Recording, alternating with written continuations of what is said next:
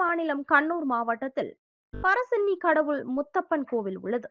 சிவபெருமானே இங்கு முத்தப்பனாக உள்ளார் எனவும், சிவனும் சக்தியும் திருவப்பன், வெள்ளாட்டம் எனும் இரண்டு வேடங்களை அணிந்து மாந்திரீக நடனமாடி பக்தர்களுக்கு அருள்வாக்கு சொல்வதாக நம்பப்படுகிறது. இந்த கோவிலானது புதுச்சேரியின் மாஹே பிராந்தியம் அருகில் கண்ணூரில் உள்ளது. இதனால் மாஹே மக்களும் முத்தப்பனின் பக்தர்களாக உள்ளனர். மேலும் உள்ளூர் பாரம்பரியத்தின்படி புதுச்சேரி வாழ் மலையாள மக்கள் கடந்த 7 ஆண்டுகளாக முத்தப்பனுக்கு விழா எடுத்து கொண்டாடுகின்றனர். இந்த முறை 8வது ஆண்டாக லாஸ்பேட்டை குறிஞ்சி நகர் பூங்காவில் முத்தப்பன் விழா நடைபெற்றது. தமிழ் மக்களின் குலதெய்வ வழிபாடு போல கேரள மக்கள் முத்தப்பன் திருவிழாவை நடத்துகின்றனர்.